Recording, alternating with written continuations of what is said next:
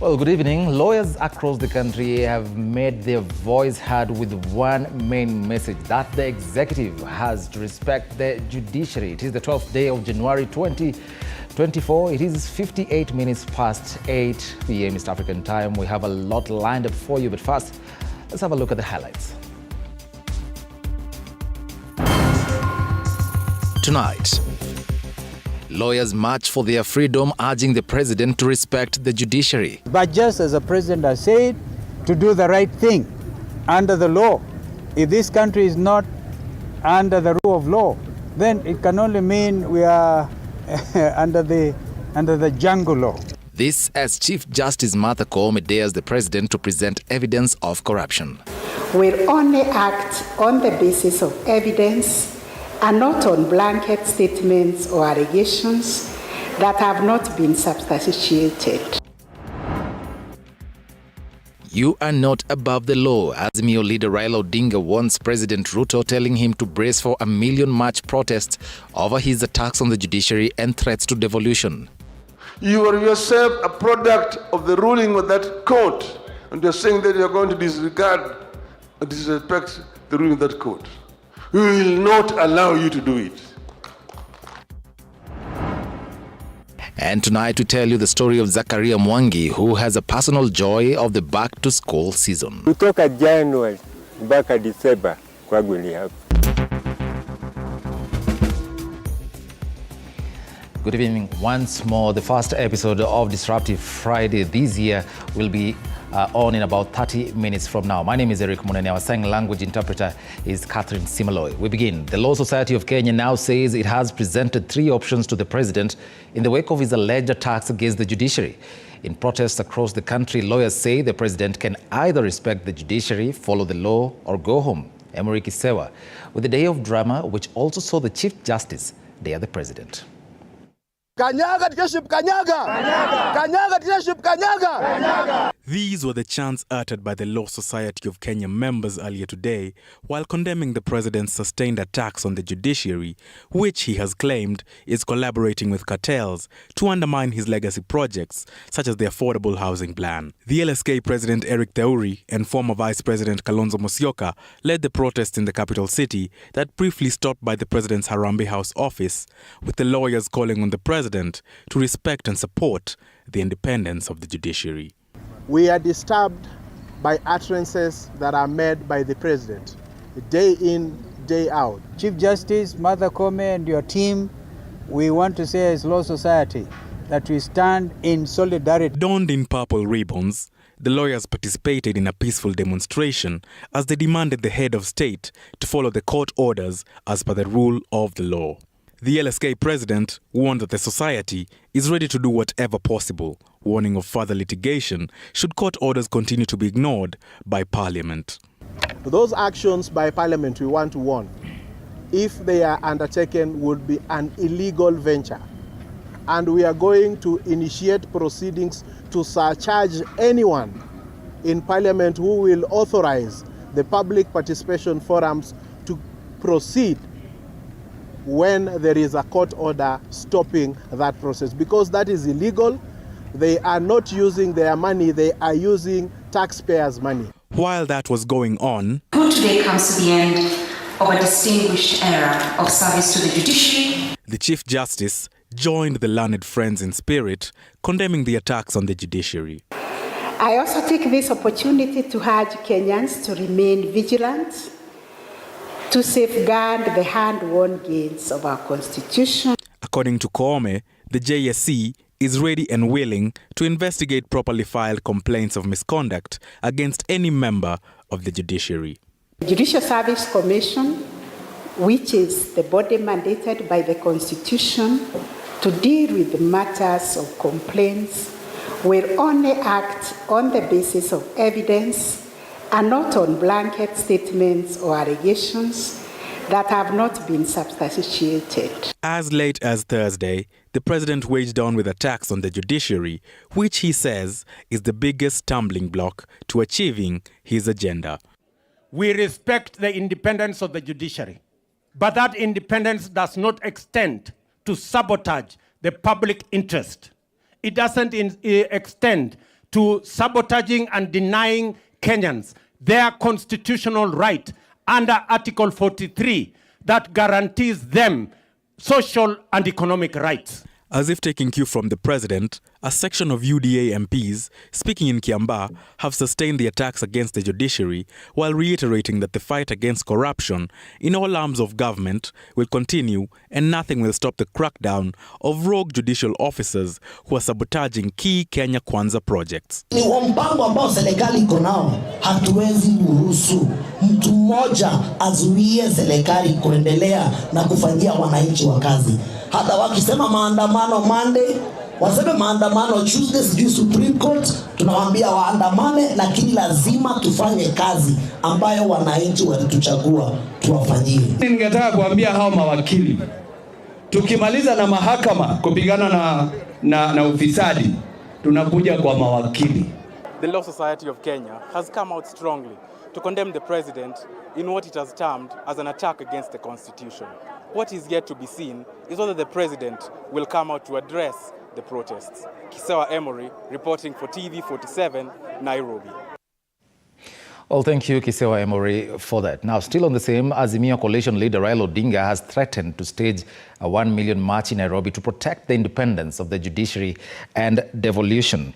Odinga, who spoke in Migori County during the burial of ODM chairman Philip Makabongo, told the judiciary not to be intimidated by President William Ruto and Kenya Kwanza leaders. During the burial, ODM leaders condemned the attack on Kisii Governor Simba Arati this week by supporters of South Mugirango MP Sylvanus Osoro.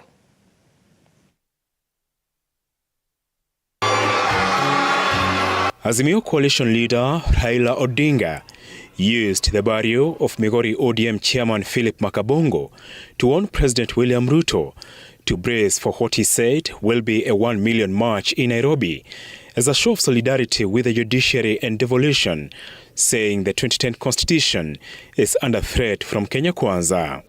You are yourself a product of the ruling of that court, and you're saying that you're going to disregard and disrespect the ruling of that court. We will not allow you to do it.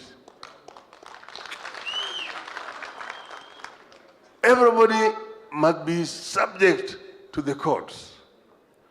And you can see the orchestrated campaign to intimidate and blackmail the courts. You want to tell the judges and the magistrates not to be cowed. Tell them that we, together with the millions and millions of Kenyans, are behind you and will defend you. We'll defend you. If it will take a 1 million man march into Nairobi, we will do it. On devolution, the Azimio leader said there is an orchestrated campaign by Kenya Kwanza to claw back the gain made under the 2010 constitution, citing the return of the provincial administration, county commissioners and regional commissioners who are undermining governors, citing the Kisii County fracas early this week when Governor Simba Arati's bursary meeting was disrupted by gunshots, leaving people with injuries. You got a team that is busy coming up, drafting amendments to various acts of parliament, whose aim is to try to claw back on powers that have been given to the county government constitutionally. So many of these acts are being drafted somewhere, and because they have already taken parliament captive, they are being passed in parliament without any amendments. ODM has now given Inspector General of Police Japheth Koome a 14-day ultimatum to transfer Kisii County Commander Charles Kasses, while saying Governor Simba Arati's life is in danger. The attack was met with fury by ODM leaders at the burial. Mimi nauliza serikali ya William Ruto, ni nini nimekufanyia kama Simba Arati? Miezi miwili ijaisha, walituma JSU gari 6 wakakaja waketi katika ofisi yangu wakisema wamekuja kupumzika. If anything happens to Simba Arati, the people responsible, we will name them. Number 1, Honorable Osoro, the Member of Parliament for South Mugirango. we will hold you personally liable for anything happening to our vice chairperson. Huyu mwingine anaitwa IG of Police. Yeye siku hizi ni kiziwi, yeye siku hizi hasikii, haoni. Odinga has also announced the opposition will release a dossier on the country's financial position, with opposition leaders saying they are privy to new information. Apul Kamau, TV47. Away from politics, on to education now. Education Cabinet Secretary Ezekiel Machogu has warned school heads against charging parents money for the construction of classrooms. This is after the ministry said it received numerous reports that some junior secondary schools are charging levies on the pretext of expanding infrastructure to accommodate learners joining grade 8 in 2024. In a statement, Machogu has directed that all 1,282,574 candidates who sat the 2023 Kenya Primary Schools Education Assessment KPSEA be allowed to join grade 7 in the junior secondary school hosted by their respective primary schools where they attended grade 1 to 6. He told all school heads that the 7.6 billion shillings released last week for learners in junior secondary schools has already been credited to school accounts. The CS further instructed field officers from the Ministry of Education to be vigilant in the regions to ensure all joining instructions to junior secondary schools and Form 1 are strictly complied with.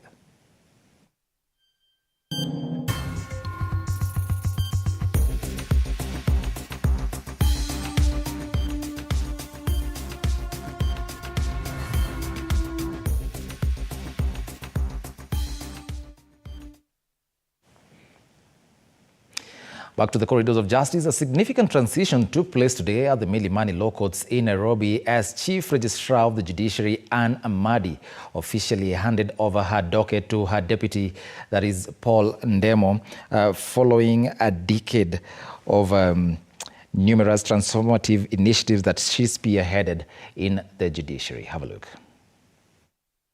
After 10 years of service as the Chief Registrar of the Judiciary, curtains have fallen on Anne Amadi's tenure as she took her final bow and handed over her duties in a ceremony presided over by Chief Justice Martha Koome.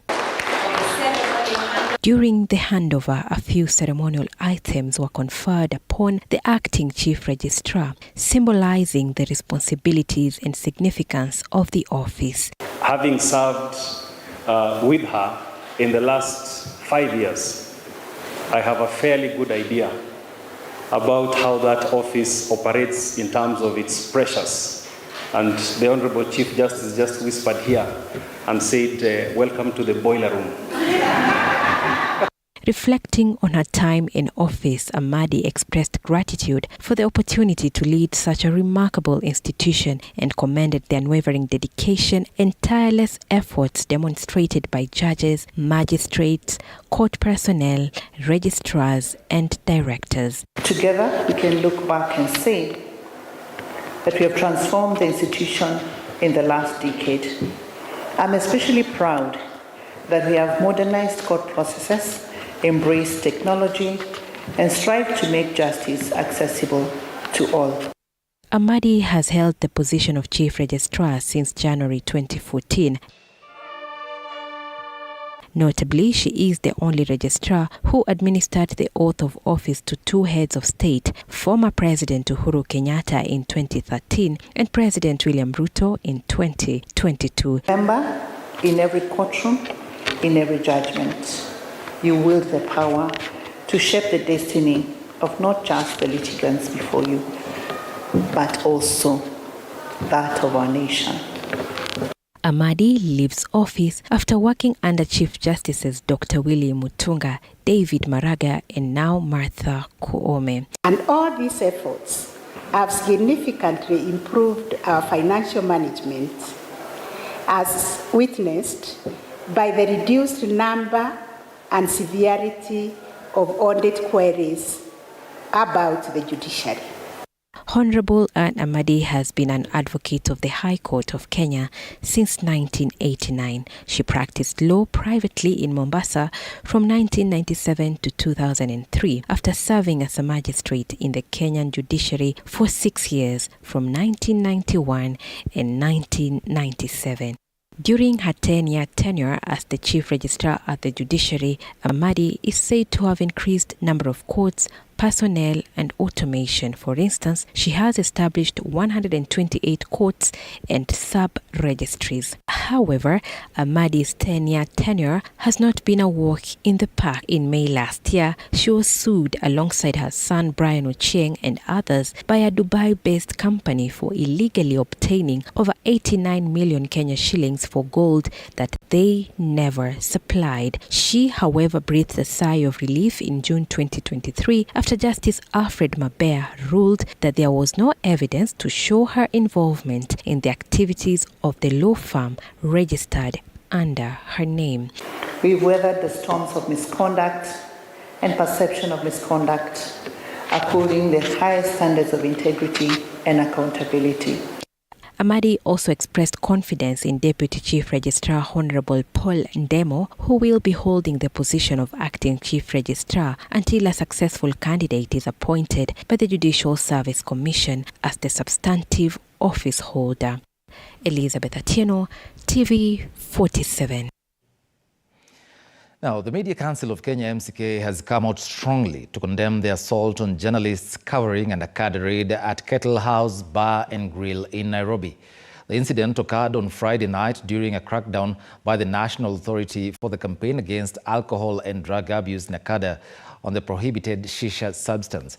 Speaking to the media in Nyahururu town, the council, through their CEO, Mr. David Omoyo, has stated that they have filed a case in court demanding immediate compensation for the injured journalists and the replacement of all the destroyed media equipment by the proprietor of the club and the individual perpetrators, I beg your pardon. The council has also assured all the journalists across the board on their safety, asking them to be vigilant on the kind of coverage they are going to undertake. This time we have decided to go a step further, apart from the normal statement. We are moving to court to demand compensation for the injuries of the journalists and the equipment that were destroyed.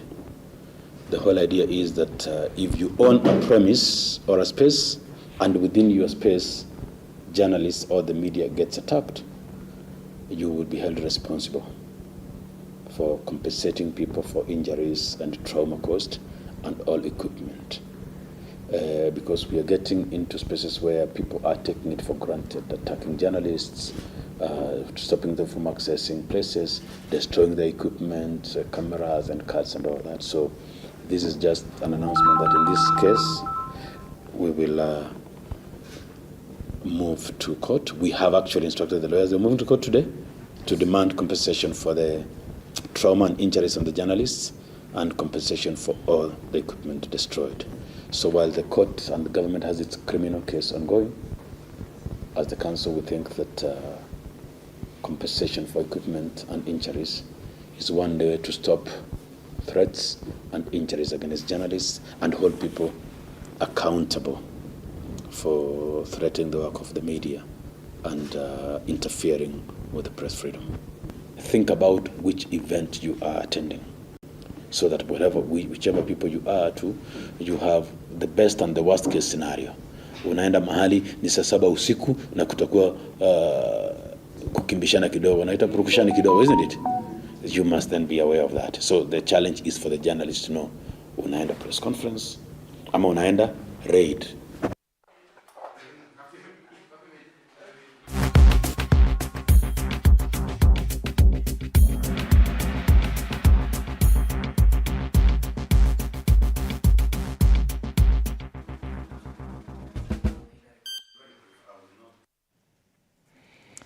Well, don't shoot the messenger is the message there. Now, the back-to-school season means different things to different people. However, when Zakaria Mwangi,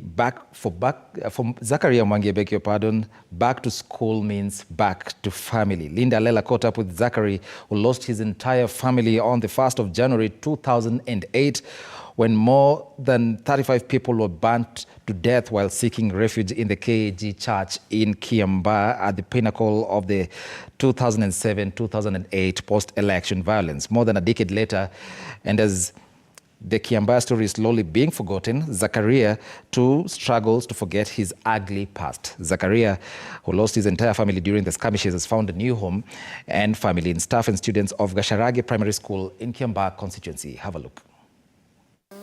Nilikuwa na store ya mahindi.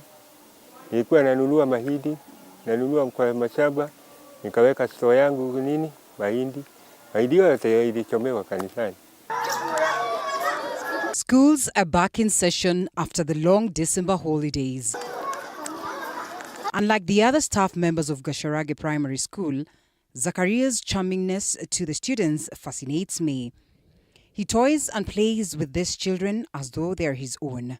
The teachers could not come close to enjoying the kind of affection. Some of them call him Gooks, short form for Guka, Kikuyu word for grandpa. I'm keen to understand just why this closeness. Kila kutoka January mpaka December kwangu ni hapa.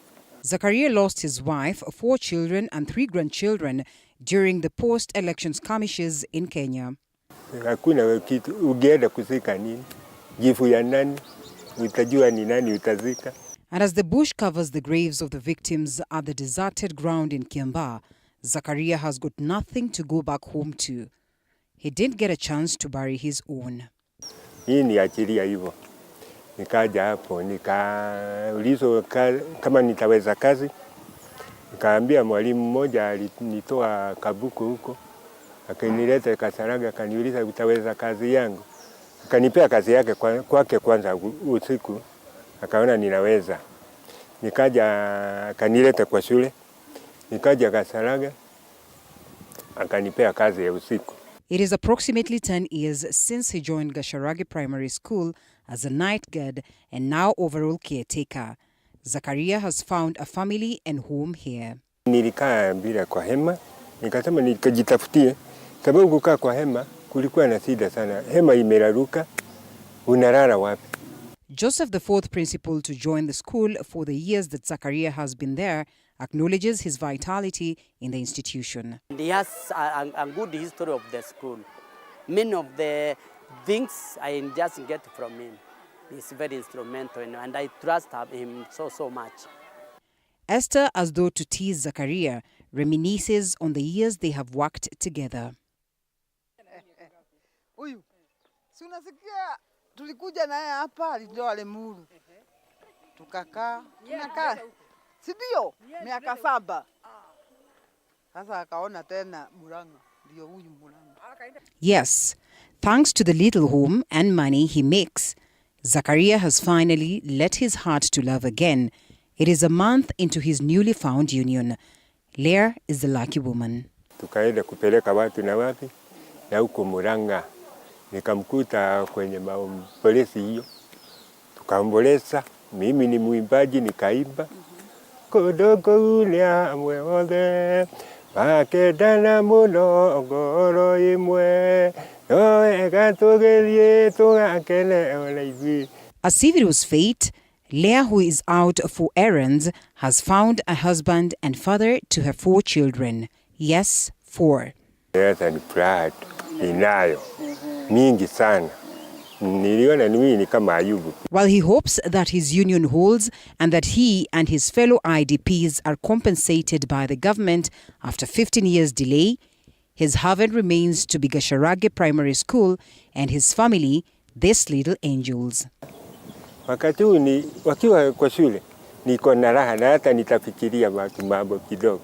Na kuweka nikiwa wakienda na bibi akili zangu zimela. Zakaria's prayer is that Kenyans could rise above the 5-year life cycle of election violence. For TV47, I'm Linda Alela. Well, thank you, Linda Alela, for that. Now, President William Ruto and his deputy, Rigathi Gachagua, are expected to commission the construction of a power distribution plant at the Special Economic Zone at Mai Mahiu in Nakuru County this Saturday amid embroiled political curiosity that has for long embattled its development. Let's hear the expectations of the residents there. We are expecting a lot. This is great development for Naivasha and generally for Kenya, because we are going to have investors come in some have come. So the president is most welcome here to launch the substation. And what is also exciting is that the people around here are going to benefit from electricity. It's something that is very, very good for us. We have been trying to get people of this region electricity. They haven't got. The assurance that have been given by the engineer here is exciting for me. But at the same time, the president and our government, Kenya Kwanza government, has been talking about giving people jobs. And he talked of industrialization. So the excitement is that this is going to happen in Naivasha, and our people will have jobs. And also, let me say, that you can see how remote this place is. This place will just blossom. It's going to be a beehive of activities here, around here. Because we are going to get traders here, much as there is industrialization in there. So industrialization is the only thing that will rise the economy of this country. You know, before the industries went down, everybody had a job. If you remember in Nairobi, the people walking to this industry, this industry, this industry. If this is going to happen here, then we are talking of a different Kenya that will go a long way. All right. We have seen some politics play in sometimes back, and we have had issues to do with the mode of transport or having the SGR, and we have been having the Mutarakwa Maimahi Road being very sleek. And what maybe perhaps would you... So I am sure the government, depending on the activities that are going to happen here, they don't have a choice but to think of how they are going to widen that road. Yes. Maybe before I wind up, we are now sorted electricity-wise, having Kengen just a stone throw away. Now, there had been water issues regarding the town in the Kikuyu dialect is Mai Mahi, which is hot water, and we have been having issues to do with water here. Is that equally sorted out? Not completely. I know they have brought water from Naivasha, Lake Naivasha, but that water is not consumed on the way. It was only brought here. So that's something that the government should also look at. Because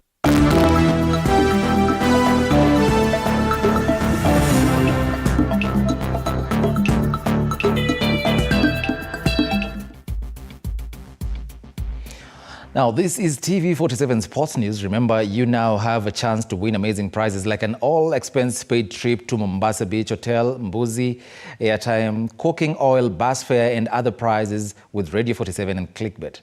To participate, dial *448# on your phone and follow the prompts. That is *448# on your phone and then follow the prompts. Now, we begin. 8 times Kenya Cup champions KCB RFC is set for a clash against Ngong Road-based side Mwamba FC in the 4th round of the current Kenya Cup season this weekend at the RFUA grounds. Since the start of the 2023-2024 season, KCB has won the 3 matches played so far, garnering 15 points and currently sits second on the table behind leaders Cabra's Sugar. The Bankers had acquired transfer activity in the January transfer window, only acquiring the services of Horace Alela from Shamas Rugby and dispatched him on loan to Kenyatta University's Black Blood.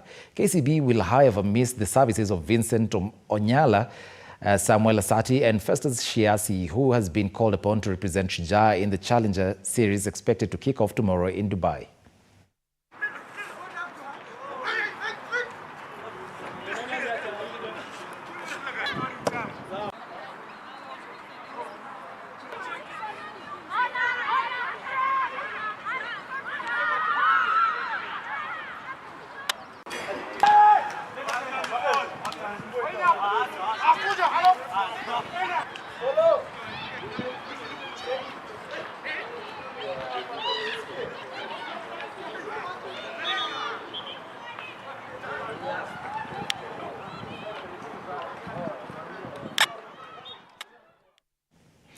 Well, at 27 minutes past the hour, time now for a very short break. Don't go away because Disruptive Friday is up next.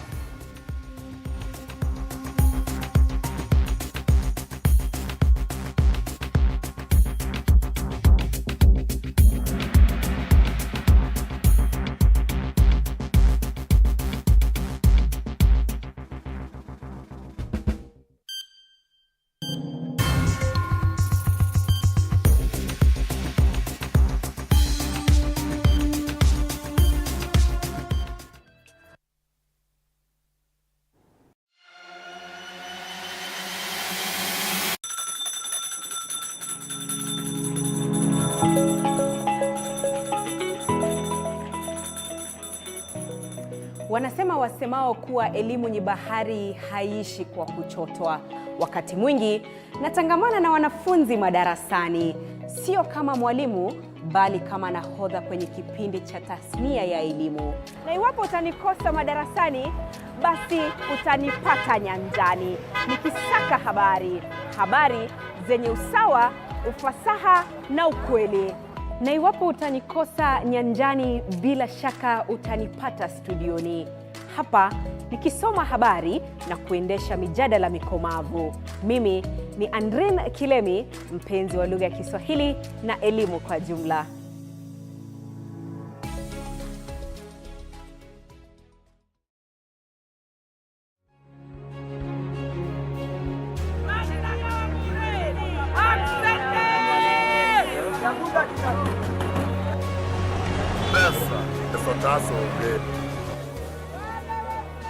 They say money makes the world go round. So let's slow things down a bit. Put things in perspective. From the markets to the streets to the stocks, we make the complex comprehensible. Join me, Hibak Said, on TV47 Business News for market insights like never before.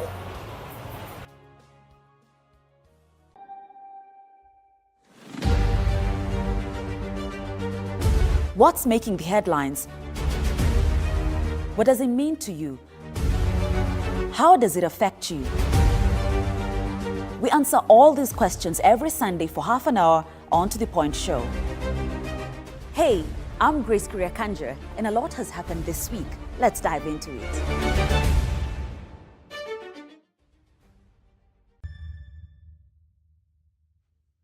The news that matters the most is the one that hits close to home. When disasters strike, we are there to inform you. When the bullets are flying, we tell you who's shooting and why. Reporting on your victories, your health, your money, your security, your past, present, and future. We are interested in telling the stories of creativity, hard work, and resilience that you are known for. That is our job. This is my job. My name is Victor Muyakane, and it's my honor to bring you this news this way every Thursday night on the home of Untold Stories.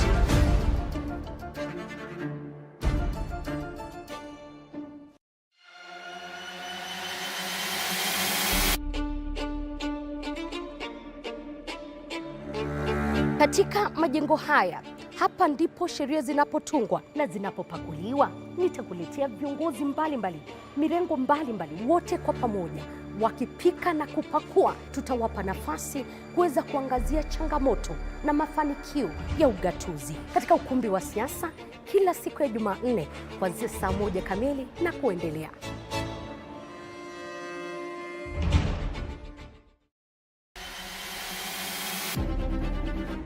Toka eneo hili la Naivasha kwenye kaunti 032, gatuzi la Nakuru. Toka kaunti ya Elgeyo Marakwet, kaunti 028. Nikiripotia runinga ya TV47 kutoka kaunti ya Wajir. Nikiripotia TV47 kutoka kaunti ya Turukana. Kwa matukio yote yanayojiri katika kaunti hii 012. Kutoka kaunti nambari 1, kaunti ya Mombasa. Nikiripotia TV47 kutoka kaunti ya Lamu.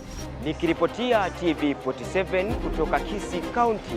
Nikiripotia TV47 kutoka kaunti ya Machakos. Kutoka kaunti hii ya Trans Nzoia. Kaunti 038.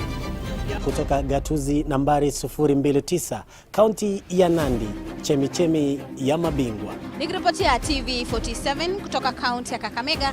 Nitakuwa nikiripotia runinga ya TV47 kutoka kaunti ya Bungoma. Jina langu ni Paula Munio. Willy Dennis Jiru. Fabian Kibet. Mimi ni Hashim Jimal. Mimi ni Kitio Mika Masai. John Javakiania. Jina langu ni Abdulaziz Nameka. Mimi ni Kombo Alfayo. Jina langu ni Nicholas Mbai. Isaac Famba. Mimi ni Wanji Sosti. Jina langu ni Arnold Adidi. Jina langu ni Chris Bet. Jina langu ni Violet Auma. na TV47 inapotamba, mimi Sheila Chelangat nitakuwa nikiripotia maswala yanayokuhusu wewe kila kuchao.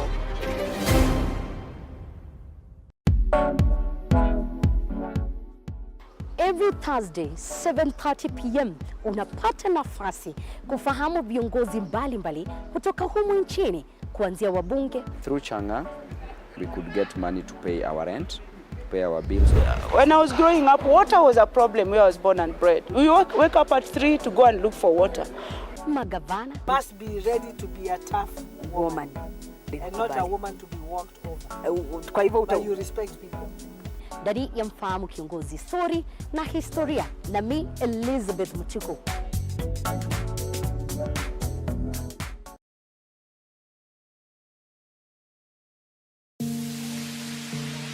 Well, if it is happening, then we are definitely talking about it on TV47's Disruptive Friday. Don't miss a moment on the most technological and disruptive moment on TV.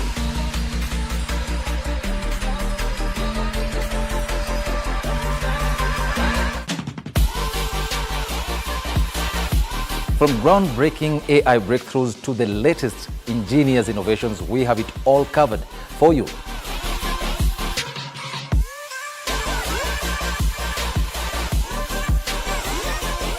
Get ready to see the future unfold right in front of your eyes. My name is Eric Munene. And my name is Linda Alela, and we not promise nothing short of great news experience.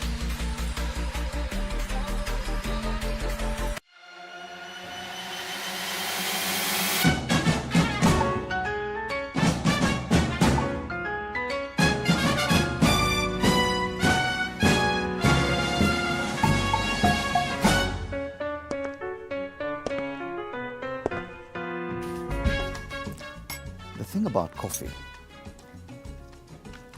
is it means different things to different people. To some, it is what gets them going every day. The ability to transform groggy mornings into vibrant beginnings. To others, it is a fuel that drives them through the day. The thing about coffee is that we like it differently. I love mine with a little bit of a sweetener. And I love mine strong. For me, the darker.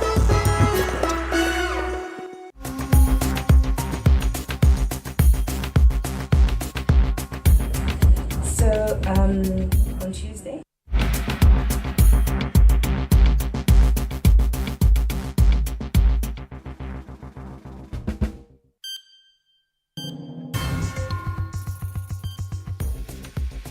Welcome back and thanks for staying with us. This is Disruptive Friday. Now, Safaricom has displayed rumors suggesting that the integration of its mobile money transfer service M-Pesa with the Kenya Revenue Authority during a service outage.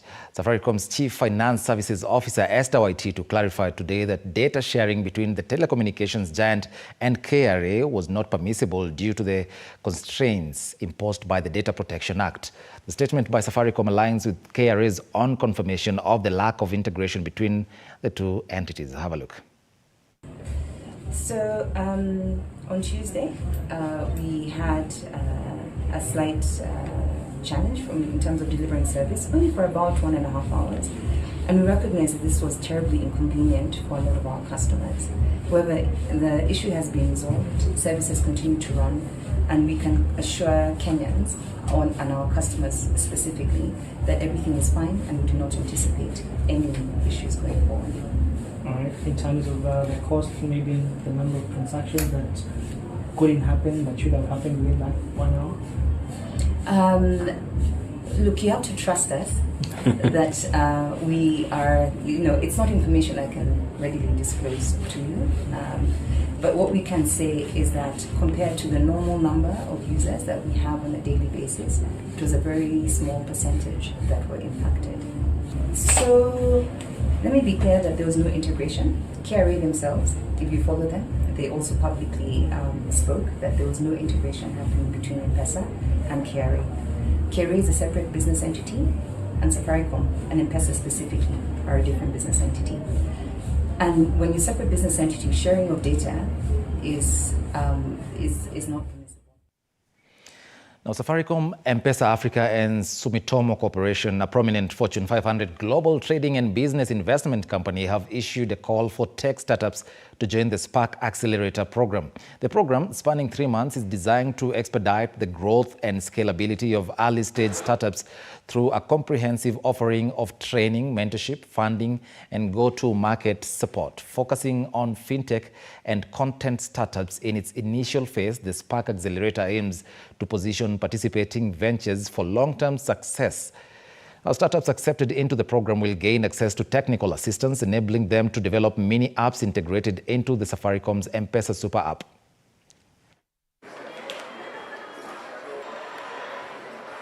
Our partnership with Sumitomo, which we've already seen, and M-Pesa Africa, who you know very well, will provide shortlisted startups that come into the program with support to enable them access market, access capital, access technology, access product development, and all the relevant startup needs.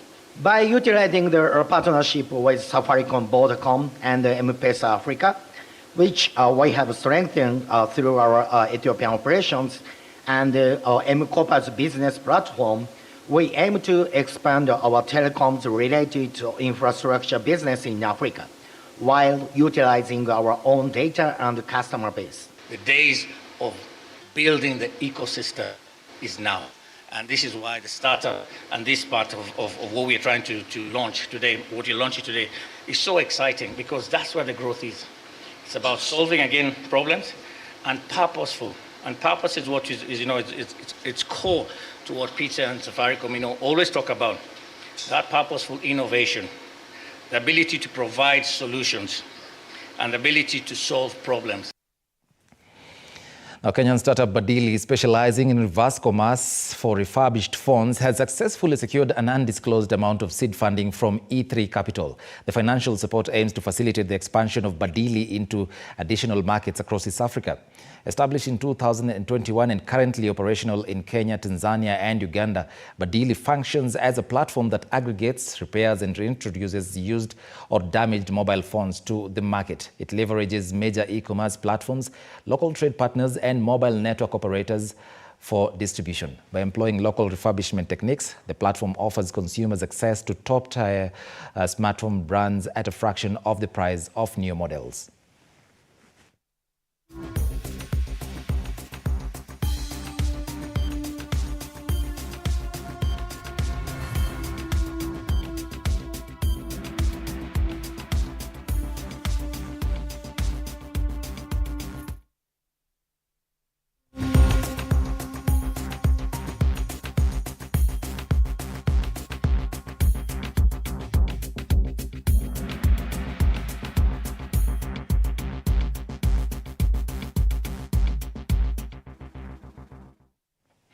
Now, Enterprise Resource Planning, or ERP software, serves as a comprehensive solution that consolidates diverse aspects of a business spanning various functions and departments into a unified system. This integration facilitates streamlined information flow, seamless reporting, and the automation of processes across the entire organization. I had a chat with Patrick Lukusa, the Managing Director of Odo, an ERP. Have a look. More and more companies are adopting the use of enterprise resource planning software, or ERPs, which can integrate different business processes into one unified, platform. And one such company is Odo, and I'm privileged to have the Managing Director, Odo, Mr. Patrick Lukusa, for this very interesting interview. Thank you very much, Mr. Patrick Lukusa. You're a busy man, I can see. But first, thank you for granting us this interview. We'd like to start with the basics. Kindly tell us, what is an ERP software, an enterprise resource planning software? Sure. Thanks for having me. An ERP is actually a software that is mostly used by businesses to run every aspect of the company. It goes from streamlining the way you do sales, accounting, stock management, and even more. So it's really a lot of applications that will help you to integrate the way you do business to work in a smarter way, in a more efficient way, rather than being very manual, with time-consuming tools and so on. So give us a practical example. For instance, you have an SME that is struggling with issues like logistics or distribution. of services, goods and services. How does an ERP sort such an issue? Typically, SMEs first are the majority of people we work with. And by SME, we mean both a company of one user, the founder, to companies of up to a few hundreds users. When it comes to logistics, most of the use cases that we find is people want to keep track of their stock. They want to have traceability, especially if you manage perishable products, if you do production. You want to know where it's coming from, where it's going, where it's consumed. And sometimes you even want to know the value of the goods you have in stock. You have usually come across some cases that they tell you that, the warehouse burnt and we lost 10,000 Kenyan shillings worth of goods. Why? Because they have a system in which they can tell what is the quantity of the goods that are stored there and which burnt, for example. I understand Odo has evolved significantly over the years. What are some of the key innovations that you have in your latest version? You're going to love it. So Odo is more than an ERP. It's a really suite of business applications. We do all of what the traditional ERP do, but in a really easy to use way. On top of that, we add applications like e-commerce management, social media management. We have integrated it in the last version with WhatsApp. Because, for example, here in Kenya, we used to present Odoo to people and say, hey, you can send your quotation or your invoice by email. But people are really slow to respond to emails. Today, you can send your quotation by WhatsApp. If someone is inquiring about your product, today people really go to WhatsApp to share and to make deals. And that is possible. For example, this is typically one of the key innovations. For our Kenyan customers, we also have features that will make their life easy here in Kenya. The integration with the Teams system, the payroll, for example, even the payments online using M-Pesa. These are things that we are offering to our customers. One of the strengths of Odo is its customization features. How do you strike a balance between having the flexibility to let users customize your software while at the same time maintaining its integrity? Totally. It's a really good question because an ERP is typically a tool that is created to be used by many people. So you take it off the shelf instead of starting from ground up. But it's not a one-size-fits-all. So there is a balance to do between using the system as is and customizing it to your needs only when it makes sense, only when you have an added value. Because Odoo is flexible, you can go to the other extreme where you customize everything and you end up maybe with a tool that is very complex to use. So it's a matter of making your choices, picking up your priorities, and really guide you in the process. And this is usually part of the mistakes people do. They take a system and they want to reinvent the wheel. So it's not really a good idea. Our experts are really there to advise you, to listen to your needs, to map them to the existing capabilities of the system. And if we have none, then we create it bespoke for you. Let's talk about user interface. User interface is very important for any given software. So how do you ensure that you have a user-friendly interface, and how do you gather feedback from your users? Have you tried to use Odoo or seen an interface of Odoo? Well, yes. It's a breeze. It's just like on your smartphone, with every icon representing an application. Just like you would go on your smartphone to click on the WhatsApp icon or on the contact list and so on. I am pretty sure that you didn't need the user manual to use WhatsApp, right? And this is what we are looking at. We want to make our system to be as easy as that. Obviously, it's a business system. It has many features, so it will never reach the ease of use of WhatsApp, but we are tending into that direction. The feedback that we are having from people, sometimes they just regret the time they spent using other tools when they discover that Odoo was there all along. So integration currently is very, very important in the world of business. How do you ensure that your software integrates with other third-party applications or even software? Sure. So Odoo as a system comes also with what we call an open API. API stands for Application Programming Interface. Basically speaking, it's a way to plug Odoo with another system or any system with another system programmatically so that they can exchange data. I can read data from another system or I can get data from the other system. So since we have that open API, for a developer, it's really easy to connect whichever system he's working on with Odoo and to synchronize the data between them. The documentation of that API is freely available on our website. We give example in 4 or 5 major programming languages. So if you're comfortable with Python and so on, you can simply follow step by step the documentation and you'll better understand what we are doing. You can even test it for free. No need to pay, no credit cards required. You just go on odoo.com, you create an account and you can start integrating by API. And it's actually free. Huh? We do not charge you based on the number of API connections you do. It's just free. Now, being an open source company, or rather being open source, is one of the key features that Odoo takes pride in. How does the community of users help you come up with improvements for your software? Totally, it's a good question because this is at the core of our business model. Being open source will mean that anyone who has skills can first take Odoo, open it, see how it is designed, understand it, and if they want, they can modify it. We package everything and distribute it under their own conditions, for free if you want, or paid for and you earn the money for that. Now, people contribute by suggesting new features that we should put in the system, or by looking at bugs. The fact that Odoo is open source, it means that many people can look at the way it is designed. And since you have thousands of people who are looking at it, it's really easy to spot some mistakes, some bugs, and to fix them way faster than not. So businesses across various industries use Odoo. Do you have examples of how Odoo's industry-specific solutions cater to different businesses across different sectors? Sure. We look at it differently. Odoo is kind of a game of puzzles that you can put together to have a solution for this or the other industry, and it's really powerful. That's what makes Odoo to stand out, because it now is versatile. At the same time, we appreciate that for some industries, they want something that is a vertical solution, that is easy to deploy and even easy to demonstrate to people. That's why since November last year, we started to create industry modules. Just walk into Nairobi, you can find barbershops.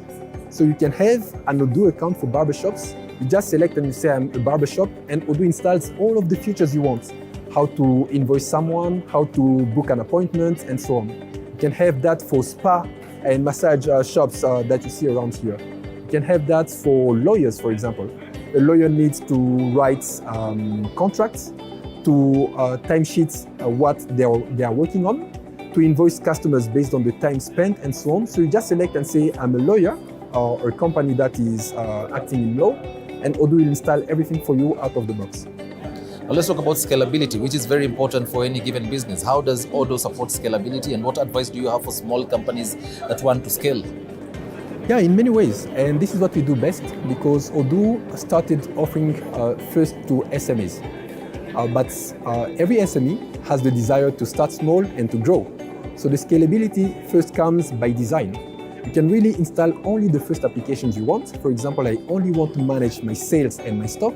But if tomorrow you want to also manage the accounting, in a few clicks, you install the accounting application and it is connected to everything that you've been doing for a few years, out of the box. It's also scalable in the fact that some companies will grow and eventually go abroad and have subsidiaries.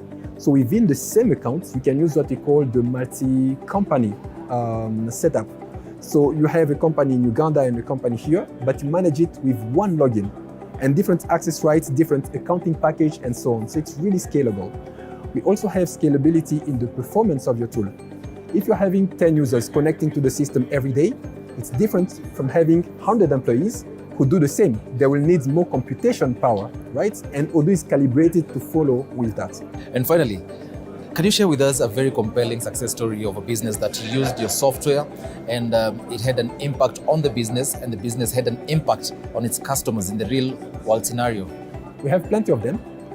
And now what we do is, because you cannot just talk about customers' data and story without their consent. So what we have done is we have collected a lot of our customers who agreed to publish their story, and we just published it on our website, all transparent. We have a book which is 70 pages big of our customers telling us about what they were doing before Odoo, why they came to Odoo, and what was the experience after. You can look it up on our website. And we can talk about the improvement that we are doing and so on, but I would like to give one story that stands with me since then. I was doing implementation for our customers, so we went through equipping them with Odoo, providing the training, and then seeing the results. And the results were they were saving a lot of time daily without having to manually encode some invoices and do the reconciliation because we automated it. We just plugged their Odoo accounting to their bank account so that they can reconcile bank payments. So I felt a little bit proud and I was asking him, hey, now you're going to save a lot of time. So where are you going to dedicate this extra time to grow your business? And the gentleman laughed and said, hey, do you have kids? Back then I said, no, I don't have. I understand why you say that. You're crazy. If I save time, I'm not going to invest it in my business. I will spend more time with my family. So you see the kind of impact we are having on people. People will be happy at work, happy at home, and that is the impact we are doing. Well, thank you very much, Patrick, for that. It's my pleasure. Thank you very much for very insightful questions, and I wish you well.